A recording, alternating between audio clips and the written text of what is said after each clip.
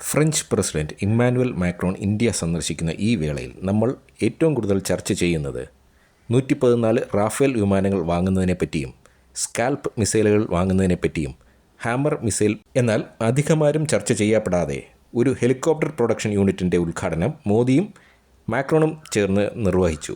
1000 കോടിയുടെ investment. H-125 എന്ന ലോകത്തിലെ ഏറ്റവും ഉയരത്തിൽ പറന്നിട്ടുള്ള light utility helicopter. European aerospace കമ്പനിയായ എയർബസ് ആണ് നിർമ്മാതാക്കൾ. ലോകത്തിലെ ഏറ്റവും വലിയ യാത്രാ വിമാനമായ എയർബസ് A380യും ഇവർ തന്നെയാണ് നിർമ്മിക്കുന്നത്.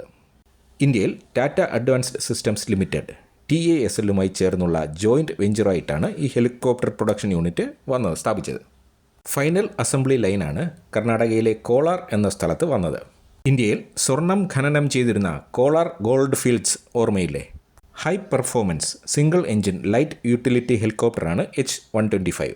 മൗണ്ട് എവറസ്റ്റ്, അതായത് നമ്മുടെ എവറസ്റ്റ് കൊടുമുടിയിൽ ലാൻഡ് ചെയ്തിട്ടുള്ള ലോകത്തിലെ ഏക ഹെലികോപ്റ്റർ. ലോകമെമ്പാടും 4300-ലധികം യൂണിറ്റുകൾ ഇപ്പോഴും ഉപയോഗത്തിലുണ്ട്. പാസഞ്ചർ വേരിയൻറ്റും മിലിറ്ററി വേരിയൻറ്റും ഉണ്ടതിന്. പാസഞ്ചർ വേരിയൻറ്റിൽ 6 പേർക്ക് സഞ്ചരിക്കാം. H-125M എന്നാണ് മിലിറ്ററി വേരിയൻറ്റ് അറിയപ്പെടുന്നത്. പാകിസ്ഥാൻ്റെ കയ്യിലും ഇതിൻ്റെ മിലിറ്ററി വേരിയൻറ്റിൽ കുറച്ചെണ്ണം ഉണ്ട്. Brazilian air force, Jordanian air force, Pakistan army എന്നിവയൊക്കെയാണ് ഇതിൻ്റെ മിലിറ്ററി വേരിയൻറ്റിൻ്റെ പ്രധാന ഉപഭോക്താക്കൾ.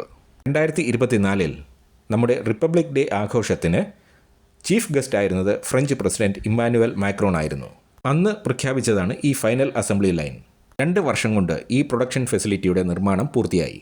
2027 ആദ്യ made in India H-125 helicopter പുറത്തിറങ്ങും.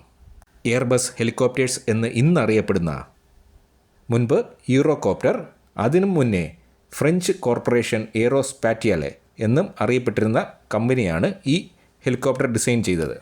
മുൻപ് യൂറോകോപ്റ്റർ AS-350 എന്നാണ് അറിയപ്പെട്ടിരുന്നത്. Fire fighting, surveillance, command and control, search, special operations, air ambulance, transportation, അങ്ങനെ പല വിധത്തിലുള്ള വേരിയൻറ്റുകൾ ഈ ഹെലികോപ്റ്ററുകൾക്കുണ്ട്. ഇപ്പോൾ ഇന്ത്യയിലെ പ്ലാന്റിൻ്റെ ശേഷി വർഷത്തിൽ 10 യൂണിറ്റാണ്. പിന്നീട് അത് 20, 30, അങ്ങനെ 50 എന്ന നിലയിലേക്ക് പ്രൊഡക്ഷൻ കപ്പാസിറ്റി കൂട്ടും. അപ്പോൾ ഇവിടെ നിന്നും കയറ്റുമതിയും ആരംഭിക്കും. എഞ്ചിൻ ഫ്രാൻസിൽ നിന്നുമാണ് വരുന്നത്. 1970 AS-350 ലോഞ്ച് ചെയ്തത്. 1974 AS-350യുടെ ആദ്യ പറക്കൽ. 2014 H-125 എന്ന് റീബ്രാൻഡ് ചെയ്തു, അതായത് പേര് മാറി.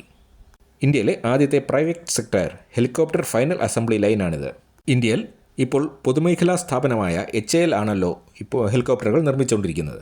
എഞ്ചിനും ഗിയർ ബോക്സും ഫ്രാൻസിൽ നിന്നും, മെയിൻ എയർഫ്രെയിം ജർമ്മനിയിൽ നിന്നും, ടെയിൽ ബൂം, അതായത് പിന്നിലെ റോട്ടർ ബ്ലേഡ് ഘടിപ്പിക്കുന്ന ഭാഗം സ്പെയിനിൽ നിന്നുമാണ് വരുന്നത്.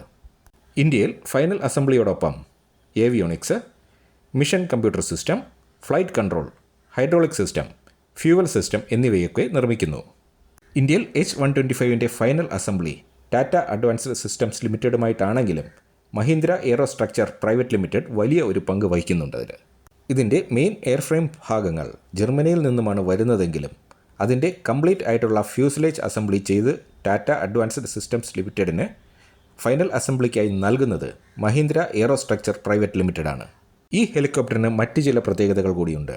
ലോകത്തെമ്പാടുമുള്ള നാഷണൽ പാർക്കുകളുണ്ടല്ലോ, ഉദാഹരണത്തിന് നമ്മുടെ സൈലൻറ്റ് വാലി എന്ന തേക്കടി, അതുപോലുള്ള നാഷണൽ പാർക്കുകളിൽ മൃഗങ്ങളുടെ സ്വൈരവിഹാരത്തിന് കോട്ടം തട്ടാതിരിക്കാൻ പല നിയന്ത്രണങ്ങളുമുണ്ട്.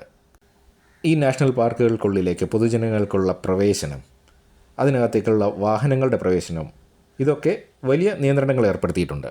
അതുപോലെ നിയന്ത്രണങ്ങളുള്ള ഒരു സംഭവമാണ് അവിടങ്ങളുടെ ശബ്ദമലിനീകരണം.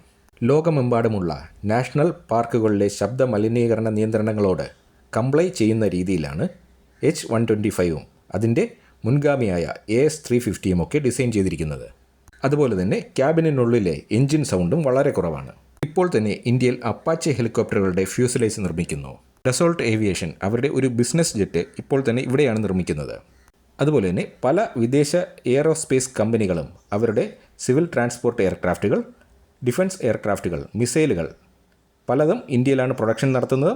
അതിനുവേണ്ടി ഇവിടെ വലിയ ഇൻവെസ്റ്റ്മെൻറ്റുകൾ നടത്തിക്കൊണ്ടിരിക്കുകയാണ്. അധികം താമസിയാതെ ഇന്ത്യ ലോകത്തിലെ എയ്റോസ്പേസ് പ്രൊഡക്ഷൻ്റെ ഹബ്ബായി മാറുകയാണ്.